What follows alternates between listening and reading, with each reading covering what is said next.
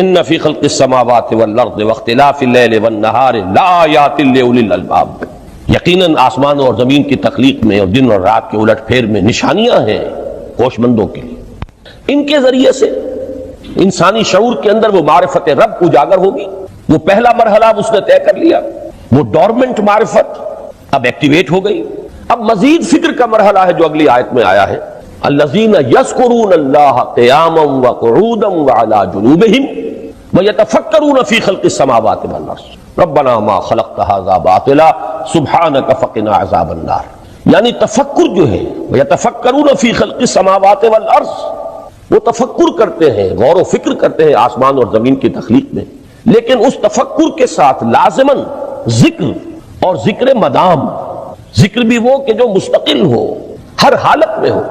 الذین یذکرون اللہ قیاما وقعودا وعلی جنوبہم، وہ لوگ کہ جو اللہ کو یاد رکھتے ہیں، اللہ کا ذکر کرتے ہیں، کھڑے ہوئے بھی، بیٹھے ہوئے بھی، اور اپنے پہلوؤں کے بل یعنی لیٹے ہوئے بھی۔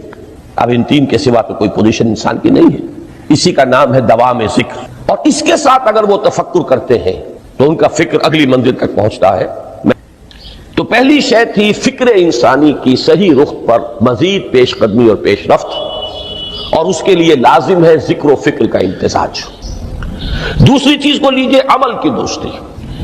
اس عمل کی درستی کے لیے اللہ تعالی کے ساتھ ایک گہرے تعلق کی ضرورت ہے، اس لیے کہ صبر کی بحث میں یہ مضامین شاید آپ کے سامنے آ گئے ہوں کہ صبر جہاں مصیبت پر صبر ہوتا ہے، تکلیف پر صبر ہوتا ہے، اللہ کے احکام پر جمنا یہ بھی صبر ہے، نفس کی خواہشات کی باغ کو تھام کر رکھنا، کھینچ کر رکھنا یہ بھی صبر ہے، اور استقامت کسی شے پر قائم رہنا یہ بھی صبر ہے۔ تو عمل صحیح پر استقامت کے لیے وَاصْبِرْ وَمَا صَبْرُكَ إِلَّا بِاللَّهِ، اس صبر کی سب سے اہم جو بنیاد ہے، اس کا جو سب سے بڑا ذریعہ ہے، اس کا جو سب سے بڑا سہارا ہے، وَمَا صَبْرُكَ إِلَّا بِاللَّهِ، اس کے لیے ضرورت ہے ایک گہرے تعلق کی کہ اللہ کے ساتھ ایک ایسا تعلق برقرار رہے جو نہ صرف گہرا ہو بلکہ دائم و قائم مسلسل۔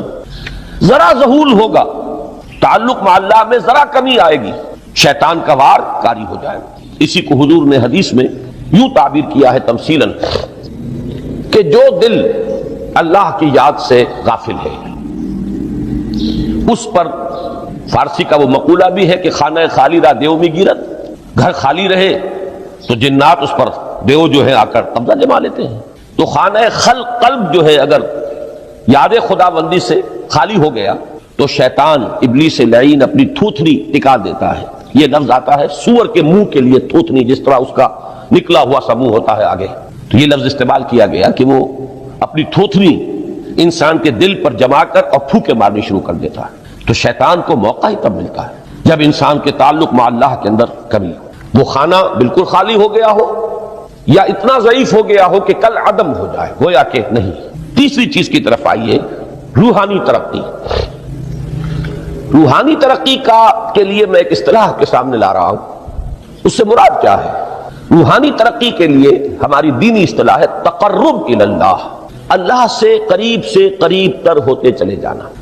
اس پر میرا کتابچہ بھی ہے، تقرب الی اللہ کے دو مدارج، دو درجے، جو در حقیقت ایک حدیث نبوی علیہ الصلوۃ والسلام ہی پر مبنی ہے کہ حضور نے ایک درجہ قرار دیا ہے تقرب بالفرائض، فرائض کے ذریعے سے انسان اللہ کا قرب حاصل کرے۔ ایک ہے تقرب بالنوافل، نوافل کے ذریعے سے اللہ کا قرب حاصل کرے۔ ان میں کیا نسبت و تناسب ہے، اہمیت کے اعتبار سے کون بڑھ کر ہے، بلندی کے اعتبار سے کون بڑھ کر ہے، یہ تمام مسائل میں نے اپنی اس تقریر میں بیان کیے تھے جو اس کتابچے میں شائع ہوئی ہے۔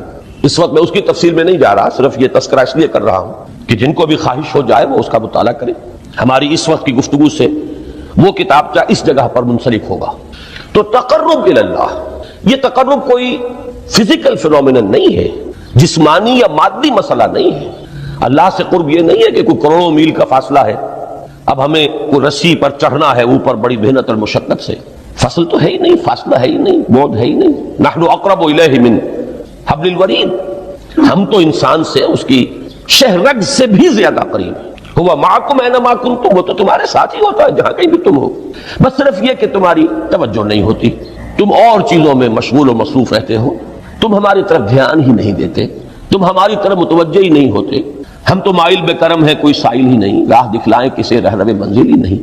انسان جب متوجہ ہو جاتا ہے اور بڑھتا ہے، آگے پیش قدمی کرتا ہے روحانی اعتبار سے، تو یہ ہے در حقیقت تقرب اللہ، اور اسی کو ہم کہیں گے روحانی ترقی۔ اب ان تین چیزوں کو اگر آپ نے ذہن میں جما لیا، پھر میری بات کی ترتیب اس کو ذہن میں قائم کیجئے۔ ہم چلے کہاں سے؟ کہ دین کے ساتھ اصل مناسبت فلسفے کی نہیں، حکمت کی۔ نمبر 2، حکمت قرآنی کا پہلا اور اہم ترین اور بنیادی مسئلہ معرفت رب کا حصول ہے۔ اس کا نتیجہ شکر خداوندی ہے، اس کا ذریعہ آیات آفاقی، آیات انفسی، اور سب سے بڑھ کر آیات قرآنیہ ہیں جو الذکر ہے، جو تذکرہ ہے، جو ذکرہ ہے۔ لیکن اس پہلے مرحلے کو اگر کوئی انسان بفضل ہی تعالی، اللہ کے فضل و کرم سے طے کر لے، اب اس کے سامنے تین مسئلے ہیں۔ فکر کی مزید پیش رفت، مزید پیش قدمی صحیح رخ پر، اس کے لیے ذکر اور فکر دونوں کا امتزاج لازمی ہے۔ فقر قرآن اختلاط ذکر و فکر۔ الذین یذکرون اللہ قیاما وقعودا وعلی جنوبہم ویتفکرون فی خلق السماوات والارض۔ دوسری شے عمل کا درست رہنا، نہ افراط و تفریط ہو، عدم توازن ہو، نہ انسان نفس سے مغلوب ہو جائے، نہ انسان جذبات کی رو میں اندھا ہو جائے، نہ انسان ماحول سے مرعوب ہو کر متاثر ہو جائے، صحیح رخ پر اس کا عمل۔ نمبر 3، روحانی ترقی، جو اصل حاصل ہے، جو اصل مقصود ہے۔ نمبر 2 چیز کے لیے تعلق مع اللہ ضروری، نمبر 3 کے لیے تقرب الی اللہ ضروری۔ اب غور کیجئے، ان تینوں چیزوں کا بڑا گہرا تعلق ہے نماز کے ساتھ۔ ان تینوں کے لیے ستون کی حیثیت نماز کو ہے، لہذا ایمان کے بعد یا معرفت رب کے بعد حکمت دین کا اہم ترین مسئلہ نماز، صلاۃ۔ اس لیے کہ ایک طرف یہ انسان کو اللہ کے ساتھ ایک گہرے تعلق کا ذریعہ فراہم کرتی ہے، اپنے تمام مصروفیات میں سے، ان مشغولیتوں میں جن میں گم ہونے کا خدشہ ہوتا ہے، نکلو۔ 24 گھنٹے کے معمولات میں سے کم 5 مرتبہ تو لازماً نکلو، اور اپنے آپ کو ذرا، اپنے حواس کو بھی، اپنی باطنی کیفیات کو بھی ذرا تازہ کرو۔ اگر کوئی گندگی، نجاست، کسی طرح کی ناپاکی کا کوئی معاملہ ہے، طہارت حاصل کرو۔ طہارت سے تمہارے اندر روح کو بھی بالیدگی ہوگی، تمہارے حواس بھی تازہ ہوں گے، تم گویا کہ بحیثیت کل تمہاری ہستی چاق و چوبند ہو جائے گی۔ وہ کسل، وہ سستیاں، وہ جو ایک کثافتیں ہوتی ہیں، ان سب سے نجات حاصل کرو، اور اب اپنے رب کے حضور میں کھڑے ہو جاؤ، اس کے ساتھ اپنا عہد بھی تازہ کرو، اس کی اہم صفات کو بھی اپنے ذہن میں پھر مستحضر کرو۔ یہی وجہ ہے، دیکھیے میں نے جو آیات آپ کو شروع میں سنائی تھی، سورہ لقمان کی 2 آیتیں، پہلی آیت میں اس کا ترجمہ کر چکا، دوسری آیت وَلَقَدْ وَإِذْ قَالَ لُقْمَانُ لِابْنِهِ وَهُوَ يَعِظُهُ يَا بُنَيَّ لَا تُشْرِكْ بِاللَّهِ إِنَّ الشِّرْكَ لَظُلْمٌ عَظِيمٌ۔ اس کے بعد درمیان میں کچھ مضمون آ کر پھر وہ آیہ مبارکہ آئی، یا بنی اقم الصلاۃ وامر بالمعروف وانہی عن المنکر واصبر علی ما اصابک۔ گویا کہ اہم ترین چیز، بنیادی ترین چیز، اللہ کو محض پہچان لینا کافی نہیں ہے، یاد رکھنا ضروری ہے۔ اللہ یاد رہے گا تو فکر صحیح آگے بڑھے گا، اللہ یاد رہے گا اور اس کے ساتھ ایک گہرا تعلق جو ہے برقرار رہے گا تو عمل درست رہے گا۔ بالکل یہی بات سورہ طٰہٰ میں جو پہلی وحی حضرت موسیٰ علیہ السلام پر ہوئی، اور پہلا مخاطبہ ہے، چونکہ حضرت موسیٰ کو یہ انبیاء کرام کے مقدس گروہ میں ایک امتیازی حیثیت حاصل ہے کہ ان سے براہ راست گفتگو ہوئی ہے، اگرچہ صرف ایک پردہ تھا، اوٹ من ورائے حجاب گفتگو ہوئی ہے، لیکن یہ کہ کوئی فرشتے کا درمیانی جو ہے وہ لنک نہیں تھا، براہ راست اللہ تعالیٰ نے حضرت موسیٰ علیہ السلام سے کلام فرمایا۔ کلم اللہ موسیٰ تکلیما، موسیٰ سے تو اللہ نے کلام فرمایا جیسے کہ کلام کیا جاتا ہے۔ تو پہلا مخاطبہ ہے، یہ پہلا مکالمہ ہے، پہلی وحی کہیے، اسی میں یہ الفاظ بھی موجود ہیں، اننی انا اللہ لا الہ الا انا فاعبدنی واقم الصلاۃ لذکری۔ یہ گویا کہ حکمت قرآنی کا ایک بہت بڑا خزانہ ہے یہ آیت مبارکہ، کہ خود حضرت موسیٰ علیہ السلام کو جو ہدایت دی جا رہی ہے، میں ہوں، میں اللہ، اننی انا اللہ لا الہ الا انا، میرے سوا کوئی معبود نہیں، فاعبدنی، بس میری بندگی، میری عبادت، میری پرستش، میری محبت، اس کو اختیار کرو۔ وَأَقِمِ الصَّلَاةَ لِذِكْرِي، اور نماز کو قائم رکھو میری یاد کے لیے۔ بلکہ اسی سلسلہ کلام میں آگے چل کر سورہ طٰہٰ میں آتا ہے کافی گفت و شنید کے بعد جب حضرت موسیٰ نے کچھ معذرت بھی کی، کچھ دعائیں بھی کی، اللہ نے ایک دعا قبول بھی کی کہ ان کے بھائی کو بھی شریک کر دیا، حضرت ہارون کو بھی۔ اس کے بعد پھر جب فرمایا کہ اب جاؤ فرعون کی طرف، تو اس میں فرمایا وَلَا تَنِيَا فِي ذِكْرِي، اور دیکھنا یہ جو عظیم مشن تمہارے کندھے پر آ گیا ہے، بڑا بھاری اور کٹھن ایک فرض ہے جو تم پر عائد ہو گیا ہے، اس کے لیے سب سے بڑی تمہارے پاس جو قوت کا ذریعہ ہے وہ نماز ہے۔ اقیم فَلَا تَنِيَا عَنْ ذِكْرِي، میری یاد میں کبھی غفلت نہ کرنا، اس میں کبھی کوئی کمی نہ آنے دینا۔ جیسا کہ میں نے عرض کیا تھا کہ جیسے ہی وہ تعلق جو ہے کمزور پڑتا ہے یا منقطع ہو جائے معاذ اللہ، تو پھر انسان گویا کہ شیطان کے لیے ایک لقمہ تر بن جاتا ہے۔ اب آپ غور کیجئے، تیسری شے تقرب الی اللہ، اس کے حوالے سے بھی جو فرائض اور نوافل کی بات ہے اس کو اس وقت ذہن سے نکال کر یہ سمجھیے کہ اس میں نماز کا کیا مقام ہے، اس لیے کہ نماز فرض بھی ہے، نماز نفل بھی ہے، وہ تو ان دونوں میں شریک ہو جائے گی۔ اب اس کو لفظ صلاۃ کے حوالے سے آپ ان دونوں چیزوں کو سمجھیے۔ صاد لام واو یا یہ چونکہ حروف علت ایک دوسرے سے بدلتے رہتے ہیں، یہ جو مادہ ہے اس کی جو خالص لغوی اصل ہے، جو خالص عربی زبان میں اس کا بنیادی مفہوم ہے، وہ آگ جلانا یا آگ تاپنا یا آگ سینکنا، حرارت حاصل کرنا۔ لہذا بار بار آتا ہے جہنم کے ذکر میں اسلوہا، اب جلو اس میں، تاپو اس کو، یہ سینکے گی تمہیں۔ بلکہ تسقلون کا لفظ آیا ہے حضرت موسیٰ کے کلام میں، جب وہ گئے تھے کوہ طور پر، جب پہنچ گئے تو تھے آگ تک کی تلاش میں، لعلکم تسقلون، تو اپنے اہل خانہ سے یہی کہا تھا کہ مجھے کہیں وہ روشنی نظر آ رہی ہے، غالباً کوئی وہاں سے آگ مل سکے گی، ورنہ یہ کہ کوئی رہنمائی کو رستہ مجھے مل سکے گا، میں وہ آگ لے آؤں گا، کوئی چنگاری وہاں سے لے آؤں، لعلکم تسقلون، تاکہ تم، اب یہ اصطلاح در حقیقت باب افتعال ہے، اور یہ تے یہاں پر کوئے کی شکل اختیار کر گئی، تا نے توبن کی صورت اختیار کی سواد کی وجہ سے۔ بہرحال اس کا سب سے بنیادی مفہوم جو ہے وہ ہے تاپنا، سکائی حاصل کرنا، حرارت۔ اس کے حوالے سے سمجھ لیجئے یہ سب سے بنیادی تعلق اس کا جو ہے وہ روح کے ساتھ ہے۔ روح میں محبت خداوندی کی آگ اگر ٹھنڈی پڑ گئی ہو، اگر محبت خداوندی کی حرارت میں کمی ہو رہی ہو، تو اس کو اثر نو، جس کو کہ میں آج سوچ رہا تھا تو ایک لفظ ذہن میں آیا کہ جیسے بیٹری اس کو ریچارج کیا جاتا ہے، اسی طریقے سے روح کے اندر محبت خداوندی کی اس حرارت کو اثر نو تازہ کرنا، یہ ہے در حقیقت نماز کا اصل مقصد۔ اس لیے کہ اس لفظ کا بنیادی مفہوم، اصل لغوی مفہوم تو یہ، اگرچہ اس کا سب سے زیادہ کثرت سے جو استعمال ہوتا ہے، اور لفظ صلاۃ جس سے در حقیقت جس تصور پر مبنی ہے وہ ہے اقدام، کسی کی طرف متوجہ ہونا، اور پھر دعا۔ صلاۃ کا سب سے قریبی مفہوم لفظی جب بیان کیا جائے گا، اس سے مراد، اس کے معنی، تو دعا اس میں اہم ترین ہے۔ کسی کی طرف توجہ کرنا، مناجات کرنا، گفتگو کرنا، مخاطبہ، مکالمہ، دعا، یہ در حقیقت صلاۃ کا سب سے بڑا اصطلاحی مفہوم ہے۔ لیکن جو اس کا مادہ ہے، صاد لام واو یا صاد لام یا، اس کا اصل مفہوم جو ہے وہ تاپنا، حرارت حاصل کرنا۔ تو ان دونوں کے حوالے سے عرض کر رہا ہوں، وہ تاپنا اور حرارت حاصل کرنا وہ ہے روح کے اعتبار سے۔ وہ جو کہا اقبال نے کہ مجھے عشق کی آگ اندھیر ہے، مسلمان نہیں راہ کا ڈھیر۔ یہ عشق کی آگ جب بجھ جاتی ہے، در حقیقت یہی تو انسان کی روحانی موت ہے۔ جب یہ نہ رہے تو چاہے منطق میں بہت انسان ماہر ہو، مجھے اقبال کا ایک شعر یاد آیا تقابل کرتے ہوئے، ایک انسان محکوم اور ایک انسان حر، آزاد انسان، ان کی نفسیات میں جو بنیادی فرق علامہ اقبال نے مختلف مواقع پر بیان کیے ہیں۔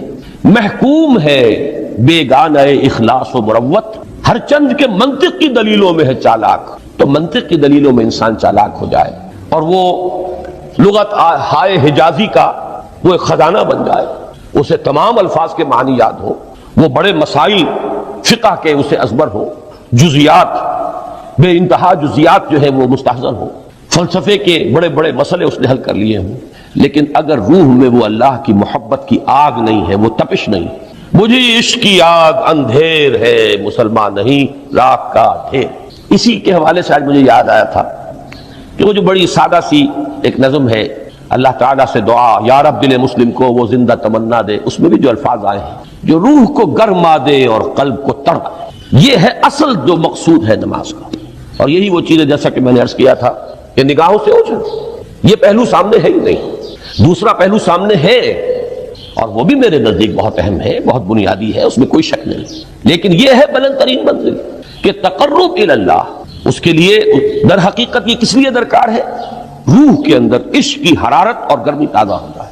بسا اوقات یہ اندر دب جاتی ہے، جیسے انگارہ ہوتا ہے آگ کا، اس کے اوپر خاک اور راکھ آ جاتی ہے، اندر کچھ ہوتی ہے۔ آگ دبی ہوئی سمجھ، آگ بجھی ہوئی نہ جان، اس دبی ہوئی آگ کو پھر ایک شعلہ بنانا، پھر اس کے اندر ایک حیات تازہ پیدا کرنا، یہ ہے نماز کا اہم ترین اور بلند ترین مقصد۔ لیکن اس کے ساتھ ہی اس نماز میں ذکر ہونا، اس کا یہ ذکر ہے، اور ذکر کی جب میں فہرست بیان کیا کرتا ہوں بہت سے حضرات کے سامنے ہوگا کہ ذکر کا در حقیقت مفہوم ہے استحضار اللہ فی القلب۔ ہمارے ہاں غلطی سے جو ذرائع ذکر ہے انہیں ذکر قرار دے دیا گیا ہے۔ نماز ذکر نہیں ہے، نماز ذکر کا ذریعہ ہے۔ اقیم الصلاۃ لذکری، نماز قائم کرو میرے ذکر کے لیے۔ یہ اللہ اللہ کہنا یا ادعیہ معصورہ جو حضور صلی اللہ علیہ وسلم کی مسنون دعائیں ہیں، انہیں اپنے تمام معمولات دنیاوی کے ساتھ ساتھ ان دعاؤں کو بھی انسان پڑھتا رہے، اللہ سے دعا کرتا رہے، یہ تمام ذرائع ذکر ہیں۔ سبحان اللہ الحمدللہ الحمدللہ، اس کا آپ ورد کیجئے، یہ بھی ذریعہ ذکر ہے۔ حقیقت میں ذکر ہے استحضار اللہ فی القلب، اللہ کو دل میں لے آنا، اللہ کو دل میں حاضر کر لینا، اصل میں تو ترجمہ ہوگا، لیکن حاضر جاننا، یہ کیفیت جو ہے انسان کو حاصل ہو جائے۔ اب اس کے حوالے سے ذرا بات سمجھیے کہ ایک تو میں عرض کر چکا ہوں مجسم ذکر تو قرآن ہے، لہذا ذکر کی فہرست جب آپ کریں گے ذرائع ذکر تو ان میں سب سے پہلے قرآن آئے گا، اس لیے کہ وہ ہماری حکمت کے پہلے مسئلے کو حل کر رہا ہے، بنیادی مسئلہ، اہم ترین مسئلہ۔ دوسرے نمبر پر ذکر جو ہے، اب اس کے لیے کچھ اصطلاحات جو میرے مختلف دروس میں شاید آپ کے سامنے بعد میں آئیں یا پہلی آ چکی ہوں، ان کے حوالے سے میری بات سمجھیے۔ ایک ذکر غیابی ہے، تھرڈ پرسن میں، صیغہ غائب میں اللہ کی یاد کرنا، اللہ اکبر اللہ اکبر اللہ اکبر۔ ابھی اللہ اکبر جو ہے یہ جملہ اسمیہ خبریہ ہے، ایک حقیقت کی تکرار آپ کر رہے ہیں، اللہ سب سے بڑا ہے، اللہ سب سے بڑا ہے، سبحان اللہ سبحان اللہ سبحان اللہ۔ یہ در حقیقت ذکر غیابی ہے کہ آپ اس میں مخاطب نہیں ہے اللہ سے، ایک ذکر خطابی کہیں یا ذکر حضوری کہیں، جس میں مکالمہ ہوتا ہے، جس میں گفتگو ہوتی ہے۔ تو نماز در حقیقت ذکر حضوری اور ذکر خطابی کی بلند ترین شکل ہے۔ اس لیے میں نے عرض کیا تھا کہ نماز کے لفظ یا صلاۃ کے لفظ، یہ اصطلاحی معنی جو اکثر و بیشتر کیے جاتے ہیں وہ ہے دعا، اور دعا میں ہوتا کیا ہے؟ مکالمہ ہے، مخاطب، اے اللہ، اے میرے رب، اے پروردگار۔ پھر یہ کہ اس میں اقدام اور کسی کی طرف متوجہ ہونا، یہی وجہ ہے کہ افتتاح صلاۃ، نماز کو شروع کرنے کے لیے ایک تو وہ الفاظ جو قرآن مجید میں آئے ہیں، انی وجہت وجہی للذی فطر السماوات والارض حنیفا وما انا من المشرکین، یہ ہے توجہ کا ارتکاز، بشرطے کہ یہ صرف الفاظ ہی نہ نکل رہے ہوں، واقعتاً یہ تعبیر ہو اس وقت کی انسان کی نفسیاتی کیفیت کی، کہ شعوری طور پر وہ فیصلہ کرتا ہے کہ میں منقطع ہو رہا ہوں، ہر چہار طرف سے اپنی توجہ کو ہٹا کر، ہر مسئلے سے اپنے آپ کو خالی و ذہن کر کے، یعنی ظاہری اور باطنی دونوں اعتبار سے میں اپنی توجہ کا ارتکاز کر رہا ہوں اس ذات کی طرف جس نے آسمانوں اور زمین کو پیدا کیا، اور بالکل یکسو ہو کر رہا ہوں۔ انی وجہت وجہی للذی فطر السماوات والارض حنیفا وما انا من المشرکین۔ اور دوسری وہ جو دعا جس سے ہم افتتاح کرتے ہیں اپنی نماز کا، دیکھیں اس میں خطاب کا کس قدر اہتمام، وہاں سبحان اللہ نہیں ہے، سبحانک اللہم، پاک ہے تو اے رب ہمارے، وَبِحَمْدِكَ وَتَبَارَكَ اسْمُكَ وَتَعَالَى جَدُّكَ۔ اب آپ غور کر رہے ہیں، یہ ہے تخاطب، براہ راست مخاطب ہونا ہو رہی ہے۔ تو سب سے پہلی بات تو یہ ہوئی کہ ذکر کی ایک شکل ہے ذکر غیابی، دوسری ذکر حضوری، اور ذکر حضوری یا ذکر خطابی کی بلند ترین منزل، بلند ترین اس کا ذریعہ نماز۔ اس کو ایک پہلو سے اور سمجھ لیجئے، سورہ فاتحہ جب پھر ہم پڑھتے ہیں جس سے الصلاۃ کہا گیا ہے، جو لب لباب ہے، خلاصہ ہے، اس میں پھر تدریجاً غیاب سے حضور کی طرف پیش قدمی ہوتی ہے۔ الحمدللہ رب العالمین الرحمن الرحیم مالک یوم الدین، یہ ذکر غیابی ہے، اس میں ابھی خطاب نہیں آیا، یہ وہی جملہ اسمیہ ہے۔ کل تعریف اس اللہ کے لیے ہے جو تمام جہانوں کا پروردگار ہے، مالک ہے، جو رحمان ہے، رحیم ہے، جزا و سزا کے دن کا مختار و مالک ہے۔ اب یہ غیاب سے حضور کی طرف، ایاک نعبد و ایاک نستعین اہدنا الصراط المستقیم، یہ ہے وہ۔ اب پہلے ایک معاہدہ ہے، ایک اقرار ہے، اعتراف ہے، وعدہ ہے، اور پھر دعا ہے، استدعا ہے کہ حضور نے فرمایا یقول اللہ تعالی، اللہ یہ فرماتا ہے، اسی لیے اس کو حدیث قدسی کہیں گے۔ قسمت الصلاۃ بینی و بین عبدی نصفین، میں نے نماز کو اپنے اور اپنے بندے کے مابین آدھا آدھا تقسیم کر دیا۔ اب یہاں تک تو جملہ ہے اللہ کا، یہ ہے حدیث قدسی۔ اب آگے جو ہے نریشن اس کی جو ہے حضور صلی اللہ علیہ وسلم کی جانب سے ہے، یعنی خبر دے رہے ہیں اللہ کی طرف سے ہی۔ ویسے تو تمام احادیث ہی گویا کہ ہم سمجھتے ہیں انسپائرڈ تو اللہ کی طرف سے ہی ہے، لیکن یہ کہ جہاں صراحت ہو کہ اللہ کہتا ہے وہ حدیث قدسی ہے۔ تو یقول اللہ تعالی قسمت الصلاۃ بینی و بین عبدی نصفین، یہاں تک تو حدیث قدسی۔ اب دوسری عام حدیث ہے، اذا قال العبد الحمد للہ رب العالمین یقول اللہ تعالی حمدنی عبدی، جب بندہ کہتا ہے الحمدللہ رب العالمین، پروردگار کہتا ہے میرے بندے نے میری حمد کی۔ جب بندہ کہتا ہے الرحمن الرحیم، پروردگار فرماتا ہے ثنا علی عبدی، میرے بندے نے میری ثنا کی، بڑی تعریف کی۔ جب بندہ کہتا ہے مالک یوم الدین، اللہ فرماتا ہے مجدنی عبدی، میرے بندے نے میری بڑی بزرگی بیان کی ہے، تمجید کی ہے۔ پھر جب بندہ کہتا ہے ایاک نعبد و ایاک نستعین، اللہ فرماتا ہے ھذا ما بینی و بین عبدی ولعبدی ما سأل، یہ ہے میرے اور میرے بندے کے درمیان۔ یہ تو معاہدہ ہے نا، معاہدے میں تو دو فریق جکڑے جاتے ہیں، بند جاتے ہیں، یہ میرے اور میرے بندے کے درمیان ہے، اور میرے بندے نے جو طلب کیا میں نے دیا، اس لیے کہ اس میں طلب بھی تو ہے، ایاک نستعین، تیری مدد چاہتے ہیں، یہ طلب ہے۔ اسی کی شرح ہے جو اب آخری تین آیتیں ہیں، پروردگار ہم تیری مدد چاہتے ہیں، پروردگار ہم تیری ہی بندگی کرتے ہیں اور کریں گے، اور تیری ہی مدد چاہتے ہیں، چاہیں گے۔ اگر حال میں اس کا ترجمہ کریں گے زمانہ حال کے اعتبار سے، اس لیے کہ فعل مضارع میں تو دونوں موجود ہیں، شامل ہیں، تو یہ ایک اعتراف ہے، اظہار حال ہے۔ اللہ کرے کہ وہ واقعتاً صحیح اظہار حال ہو، ہم واقعی اللہ کی بندگی کرتے ہوئے یہ کہیں کہ ایاک نعبد، ورنہ اگر ہماری اصل صورتحال سے وہ مطابقت نہ رکھتا ہو تو پھر تو ایک طرح کا جھوٹ ہو جائے گا، غلط بیانی ہو جائے گی۔ ایاک نعبد، تیری ہی بندگی کرتے ہیں، اور مستقبل میں کیجئے، کریں گے، یہ ہے عہد۔ تیری ہی مدد چاہتے ہیں، تجھی سے مدد طلب کرتے، تجھی سے مدد چاہتے رہیں گے، اس کے لیے فرمایا وَلِعَبْدِ مَا سَأَلَ۔ اور پھر اس کے بعد وہ استدعاء ہے، اهدنا الصراط المستقیم صراط الذین انعمت علیہم غیر المغضوب علیہم ولا الضالین۔ اس حدیث میں اس کو ایک ہی جملے کو لیا گیا ہے، ایک ہی جملے کی حیثیت سے۔ جب بندہ یہ کہتا ہے تو اللہ فرماتا ہے ھذا لعبدی ولعبدی ما سأل، یہ خالص میرے بندے کے لیے ہے۔ اس بندے نے ایک درخواست پیش کی ہے اور میں نے گرانٹ کی، وہ اپلیکیشن، وہ ریکویسٹ گرانٹڈ، ہم نے دے دی، ولعبدی ما سأل۔ یہ ہے اس کی تاثیر کا عالم۔